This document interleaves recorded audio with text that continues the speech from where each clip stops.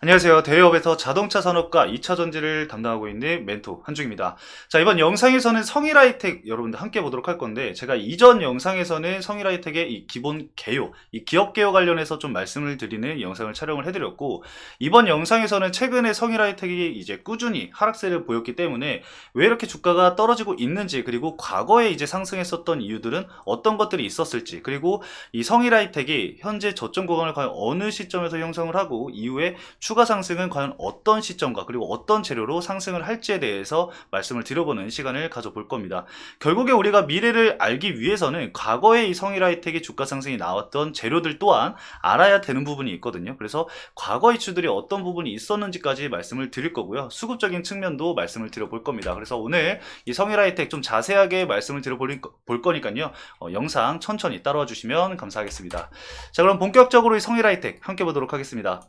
자, 먼저 이 성일하이텍 차트 보도록 할 건데, 현재 여러분들도 이 성일하이텍을 주주분들이시라고 한다면은 최근에 이제 주가 상승이 나왔었던 부분들, 과거에 주가 상승이 나왔었던 부분들에 대해서 분명히 잘 알고 계실 겁니다. 자, 성일하이텍 여러분들 어떤 관련주죠? 바로 폐배터리 관련주예요. 그쵸? 그렇다면은 이 성일하이텍이 주가 상승이 나오기 위해서는 사실 이 폐배터리 관련해서 이슈가 꾸준히 나와줘야 합니다. 그러면은 과거에는 폐배터리가 주가 상승이 나왔을 때는 어떤 이유로 나왔을까요? 사실 폐배터리의 명확한 부분이 정해지지 않았던 시점이었기 때문에 대부분 이 기대감으로 인해서 주가가 상승이 나왔습니다.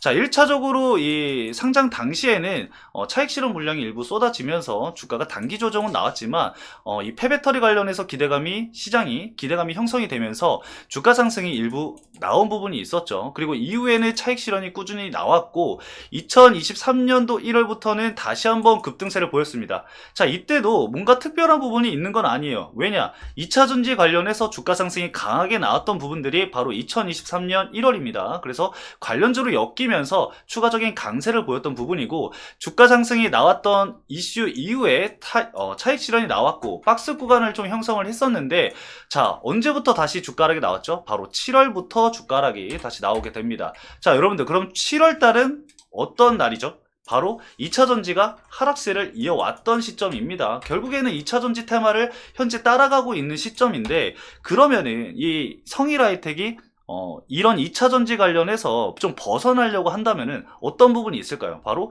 이 폐배터리의 상용화, 이런 부분들. 글로벌적으로도 그렇고 여태까지 이 폐배터리에 대한 이 사용이 그렇게 크진 않았는데 앞으로는 이제 증가가 될 거 아니에요. 그걸로 인해서 실적 부분이 개선이 되면서 실적에 명백하게 이 폐배터리 실적 부분이 나오는 시점이 이 성일하이텍의 주가 반등이 나올 수 있는 시점이다 라고 볼 수가 있습니다. 자, 그러면 이 폐배터리 관련해서 우리가 앞으로를 좀 살펴봐야 하는데, 추후 이 배터리 매입 경쟁이 늘어날 것으로 추정이 되기 때문에 전처리 습식 재련의 이 밸류체인 확보와 그리고 구리 등의 이 양극재 외에 소재, 모듈, 팩단에서 이 추가 부산물 확보도 수익성 방어에 중요하게 적용이 될 겁니다. 이 폐배터리가 자원으로 간주가 되면서 이 권역별 배터리 스크랩과 그리고 블랙 파우더의 반출 금지가 될 가능성이 굉장히 높기 때문에 해외 진출 여부가 중요하다고 판단이 되는데, 이 성일하이텍은 전처리 공정인 이 리사이클 파크를 유럽에 현재 진출한 상황이고요. 미국 인디애나주에도 두 번째 리사이클링 파크를 설립해 둔 상황입니다. 미국 IRA 관련해서도 핵심 광물의 경우에 2025년도부터 적용이 됩니다. 그래서 본격적인 성장은 2025년도부터 진행이 될 것으로 판단이 되고요. 그러면은 2024년도에는 주가가 계속 떨어지느냐? 그거는 사실상 이 추가적인 이슈라던가 그리고 2차 전지 관련된 내용들, 그리고 수급적인 부분들이 굉장히 중요한 역할을 할 것으로 저는 판단이 됩니다. 그래서 제가 앞으로 이 성일하이텍의 수급적인 부분을 계속해서 추적을 해서 여러분들에게 말씀을 드릴 거고요. 주가가 하락하는 와중에도 매도 물량은 그렇게 크게 나오지 않았습니다. 그러면은 이 하락했던 시점에서 과연 매수한 주체들은 과연 어디일까? 그리고 매집한 물량은 거의 어느 정도가 될까? 우리가 이 부분에 대해서 좀 중요하게 살펴봐야겠죠. 자, 그러면은 수급적인 부분을 한번 말씀을 드려보도록 하겠습니다. 자, 그러면은 120일 기준으로 우리가 살펴봤을 때 골드만삭스가 현재 많은 물량을 보유를 하고 있는 것으로 체크가 되고 있습니다. 물론 뭐 10만 주가 넘는 물량은 아닙니다. 7만 6천 주의 물량을 보유를 하고 있지만 우리가 중요하게 봐야 될 부분은 바로 바로 이겁니다. 주가락이 나오는 시점에도 매도 물량이 쏟아지지 않고 그 물량을 보유하고 있다라는 점을 우리가 중요하게 좀 봐야 될 부분이고, 앞으로 추가적으로 이 골드만삭스에서 추가 매수세가 유입이 되는지, 그리고 그 추가 매수세가 유입되는 시점이 과연 어디인지를 좀 봐야 합니다. 근데 이 추가적으로 매수세가 유입이 되지 않고 이 골드만삭스에서 매도 물량이 나온다, 매도가 출회가 된다라고 한다면은 당연히 하방으로 이 압력이 가해지기 때문에 추가적인 하락세는 나올 가능성이 높아집니다. 그래서 메이저 수급이 중요하다라고 말씀을 드리는 이유는 이 수급적인 측면으로 인해서 주가 방향성이 어느 정도 결정이 될 수 있기 때문에 이 부분이 중요하다라고 말씀을 드리는 겁니다. 자, 그리고 세 번째는 노무라가 있는데, 이 노무라 증권도 사실 물량을 크게 보유하고 있지는 않습니다. 38,000주 정도를 보유를 하고 있기 때문에 이 부분도 잠깐 체크만 좀 해주시면 좋을 것 같고요. 60일 기준으로 한 번 더 생각을 60일 기준도 우리가 한번 체크를 해보면은 노무라와 골드만삭스 그리고 모건 스탠리가 보이는 것을 볼 수가 있습니다. 자, 이렇게 지금 계속해서 120일도 그렇고 60일도 그렇고 중복적으로 나오는 이 증권사가 외국계 증권사예요.